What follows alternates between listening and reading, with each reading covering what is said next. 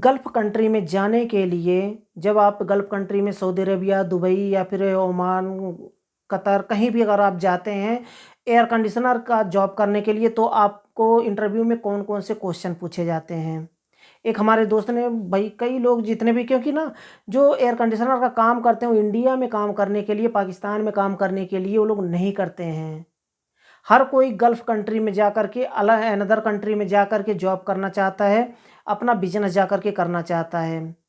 जो भी जितने भी एयर कंडीशनर टेक्नीशियन हैं, तो हमारे कई दोस्त पूछते हैं कि इंटरव्यू में आपसे कौन-कौन से सवाल पूछे गए थे? जो मेरे साथ हुआ था इंटरव्यू में जो मुझसे पूछा गया था, मैं वही बताऊँगा आपको। इसके साथ में और क्या-क्या आपको तैयारी करनी होती है, कंप्लीट मैं आपको बताऊँगा।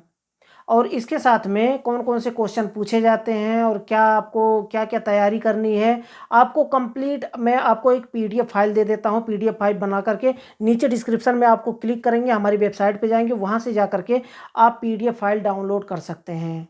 वहाँ पर क्लिक करेंगे जब, हमारी वेबसाइट में जाएँगे, हमारी वेबसाइट में जाने के बाद या तो आप डायरेक्टली आप सर्च कर सकते हैं या तो नीचे डिस्क्रिप्शन में आपको लिंक मिल जाएगा। हमारी वेबसाइट पर जाने के लिए आपको www.webjankari.in आपको सर्च करना है। गूगल में किसी भी ब्राउज़र में, चाहे गूगल में, क्रोम में या फिर फायरफॉक्स में या फिर किसी भी ब्राउज़र में आप जा कर के यूसी ब्राउज़र में या फिर ओपेरा मिनी ब्राउज़र में कहीं भी आप सर्च करेंगे लेकिन www डॉट लगाएँगे, नहीं लगाएँगे तो भी क्योंकि जो मेरा वेबसाइट है ना ऑफ़िशियल वेबसाइट है और प्रोफ़ेशनल वेबसाइट है, तो आप www डॉट लगाएँगे या नहीं लगाएँगे, फिर भी हमारी वेबसाइट पर आप विज़िट कर पाएँगे। तो हमारी वेबसाइट पर विज़िट करिए और वहाँ पर आपको पीडीएफ फाइल मिल जाएगा। डायरेक्टली आप क्लिक करेंगे वहाँ से तो डाउनलोड हो जाएगा। वहाँ से आप रेडी कर सकते हैं। चलिए हम बात करते हैं कि मुझसे कौन-कौन से सवाल पूछे गए थे और वीडियो में भी मैं बता देता हूँ कि क्या-क्या आपको तैयारी करनी होती है। मुझसे जो पूछा गया था मुझे कितना और कितना परसेंट मुझे मिला था, ये भी समझ लीजिए। मुझे मिला था सिर्फ़ 60% मिला था मुझे, 100% में से 60% मुझे नंबर मिला था। लेकिन फिर भी जहाँ मैं वीज़ा अप्लाई किया था, वहाँ पर मेरा पास हो गया 60% में ही पास हो गया। क्यों? क्योंकि मुझसे ऑफ़िस में भी एक सवाल पूछा गया था। एसी चल रहा था, विंडो एसी और वहाँ पर भी जिसने वीज़ा मुझे दिया था, उसने भी क्योंकि यहाँ जो बॉस जिसने वीज़ा रेडी किया था बुलाने के लिए, जो कपिल है, यानी कि जो सऊदी नागरिक है ना यहाँ पे, तो उनके अंडर में मैं काम करता हूँ, जो एम्प्लॉयर है हमारे, उन्होंने उन्होंने बता दिया था पहले कि मुझे प्रोफ़ेशनल टेक्नीशियन चाहिए एक, जिसे हर एक काम मालूम हो। पहले ही बता दिया गया था ऑफ़िस में, तो ऑफ़िस में वहाँ पर जाकर के 60% मेरा आया, थोड़ा-सा कम आया, तो उन्हें थोड़ा-सा गेस हुआ। तो मैं पहले ही बता दिया था कि मेरा जो इंटरव्यू हुआ था ना लखनऊ में हुआ था और लखनऊ में सब मैं क्या बताऊँ इससे ज़्यादा। तो इससे ज़्यादा मैं आपको कुछ बता नहीं सकता, लखनऊ में ऐसे होता है। लखनऊ में क्या बहुत सी जगह पे ऐसा होता है कि अब इससे ज़्यादा मैं इसके बारे में नहीं बताऊँगा। चलिए हम बात करते हैं टॉपिक की मुझसे क्या-क्या पूछा गया था। और ऑफ़िस में मुझे के जो मेरा वीज़ा मुझे दिया था उसे वो क्या पूछा था।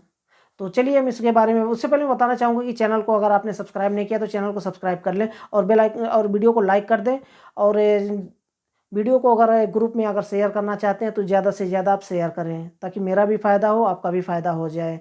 तो हम बात करते हैं कि मुझसे पहले क्या पूछा गया था और क्या-क्या पूछा जा सकता है। इसको हम सीख लेते हैं, जान लेते हैं। मुझसे जो पूछा था एक विंडो एसी था।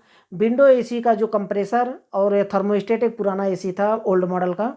तो उसमें क्या था थर्मोस्टेट के साथ में कंप्रेसर में वायरिंग करना था और कंप्रेसर का जो टर्मिनल है सीएसआर उसे फाइंड आउट करके निकालना था कि तो पूरा वायर निकाल दिया गया।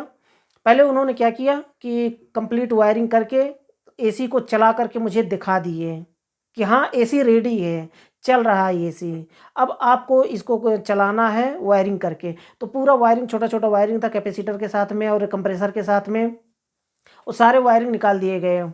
थर्मोस्टेट से सिलेक्टर फ्यूज़ से निकाल दिया गया सारा वायर और मुझे दूर करके कि आप उधर रहिए और सारा वायर निकाल करके फिर वापस से मुझे बुलाया कि अब इसका वायरिंग करिए। विंडो एसी का। तो विंडो एसी का वायरिंग कोई बहुत बड़ी बात नहीं है। कैपेसिटर के साथ में कंप्रेसर को सप्लाई देना होता है, जो कि प्रैक्टिकल में वीडियो बना रखा हूँ।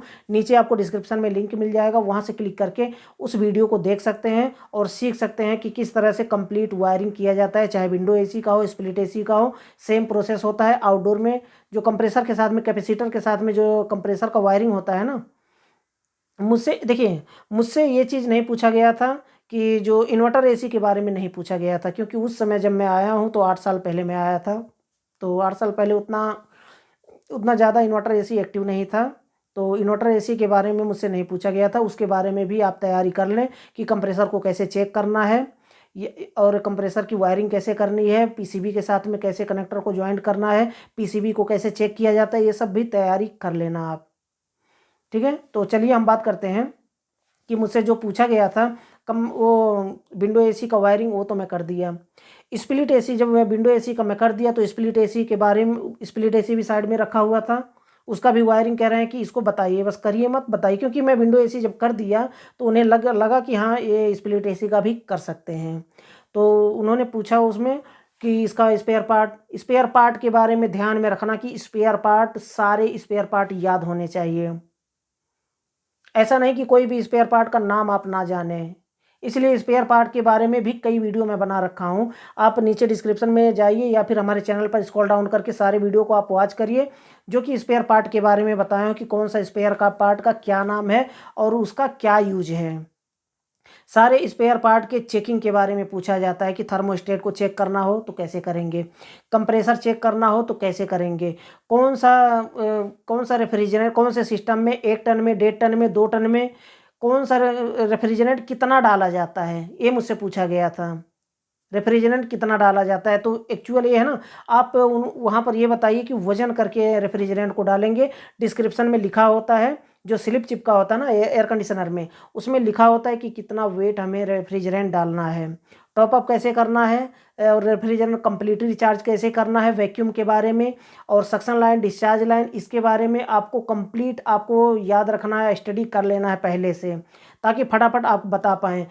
जो पाइप साइज होता है, कॉपर पाइप का जो साइज जो नॉर्मली मिनी एयर कंडीशनर में यूज किया जाता है, उस सारे कॉपर पाइप एक एक करके ऐसे एक एक करके दिखाया जाएगा आपको, कौन सा साइज है, फिर दूसरा कौन सा साइज है, फिर दूसरा कौन सा साइज है। इस तरह से मुझसे पूछा गया था, पीछे से करके एक एक पाइप निकाले थे ऐसे, कौन सा साइज है।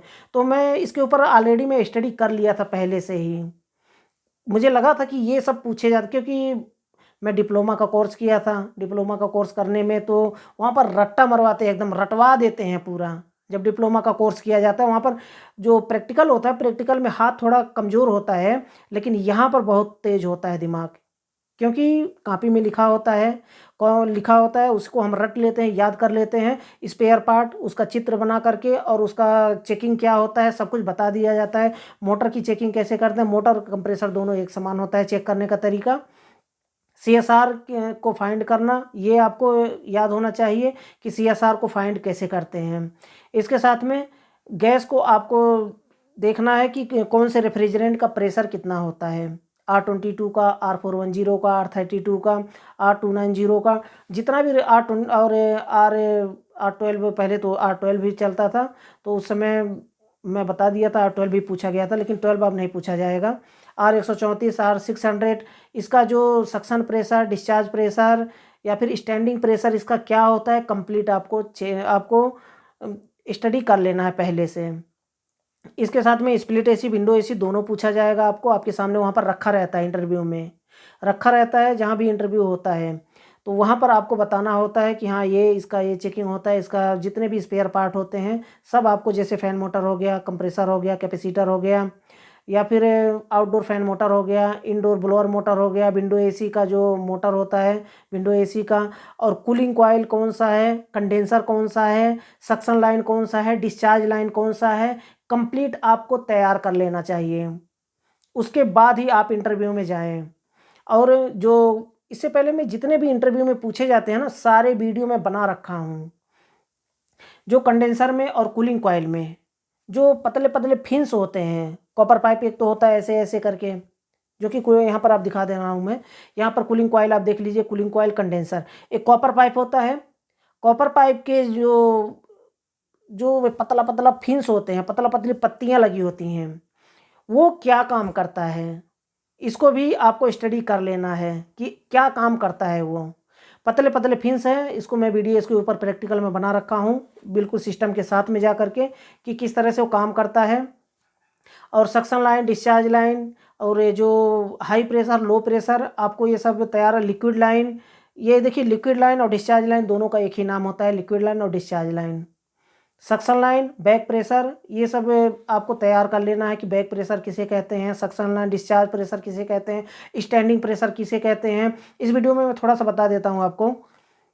जब सिस्टम रुका हुआ होता है, यानी कि कंप्रेसर नहीं चल रहा है, तो उस समय जब हम प्रेशर चेक करते हैं तो वो जो प्रेशर शो होता है वो स्टैंडिंग प्रेशर कहलाता है, चाहे जो भी रेफ्रिजरेंट हो। तो लेकिन अलग अलग रेफ्रिजरेंट के अलग अलग प्रेशर होते हैं, ये भी ध्यान में रखना है कौन से रेफ्रिजरेंट का कितना प्रेशर होता है, स्टैंडिंग, सक्शन और डिस्चार्ज, सारे रेफ्रिजरेंट के अलग अलग प्रेशर होते हैं। तो R22 का क्या प्रेशर होता है, ये सब आपको रेडी कर लेना है। आउटडोर का फ़ैन मोटर, इंडोर का ब्लोअर और कूलिंग कॉइल, और किस तरह से सिस्टम काम करता है, कैसे कूलिंग देता है और कैसे कंडेंसर में हीटिंग देता है, इसके ऊपर मैं प्रैक्टिकल वीडियो बना रखा हूँ। ये सब आपको तैयार कर लेना है। अब मुझसे ये जब 60% मुझे नंबर मिला था, तो जब मैं ऑफिस में गया तो वहाँ पर मुझसे क्या पूछा गया, विंडो एसी एक चल रहा था ऑफिस में, तो उन्होंने पूछा कि ये जो विंडो एसी में थोड़ा सा साउंड आ रहा था, जो उसका फ़ैन मोटर है ना, जो पीछे एग्जॉस्ट फ़ैन लगा होता है, वो कहीं टकरा रहा था। जब चलता है तो कहीं ना कहीं टच होता है, उसमें कुट कुट कुट कुट करके आवाज़ आ रहा था। तो कह रहे हैं कि ये साउंड किस चीज़ का है और इसे कैसे सही किया जा सकता है। तो मैंने बताया ये जो ब्लोअर ब्लोअर मोटर चल रहा है, इसके पीछे एग्जॉस्ट फ़ैन है, वही कहीं ना कहीं टच हो रहा है। तो कह रहे हैं ये सही कैसे होगा। मैं बोला कुछ नहीं करना है, उसको निकालना है और जहाँ पे ढीला है, अगर मोटर कहीं ढीला है तो उसे उसे टाइट करना है, और जहाँ पे टच हो रहा है वहाँ पे थोड़ा सा फिक्स कर देना है, बस दैट्स इट, कुछ भी चेंज नहीं करना है इसमें। वो कह रहे हैं परफेक्ट। एक टेक्नीशियन को मैं बुलाया था, वो यही बता के गया है। तुरंत उन्होंने मेरा वीज़ा प्रोसेसिंग में डाल दिया, तुरंत मेरा वीज़ा अप्लाई हुआ और मेरे पासपोर्ट पे प्रिंट हुआ, तुरंत मैं निकल गया। तो इसी तरह से होता है इंटरव्यू में। तो मुझे लगता है कि फिर भी कोई डाउट है, कोई क्वेश्चन और भी कुछ है जो आप जानना चाहते हैं, पूछना चाहते हैं, तो बेझिझक आप मुझसे पूछ सकते हैं। मैं उसका रिप्लाई जल्द से जल्द देने की कोशिश करूंगा। तो आज के लिए बस इतना ही था। अगले वीडियो में फिर जल्दी मिलते हैं एक नए टॉपिक के साथ। चैनल को सब्सक्राइब नहीं किया तो चैनल को सब्सक्राइब कर लें और वीडियो को लाइक कर दें।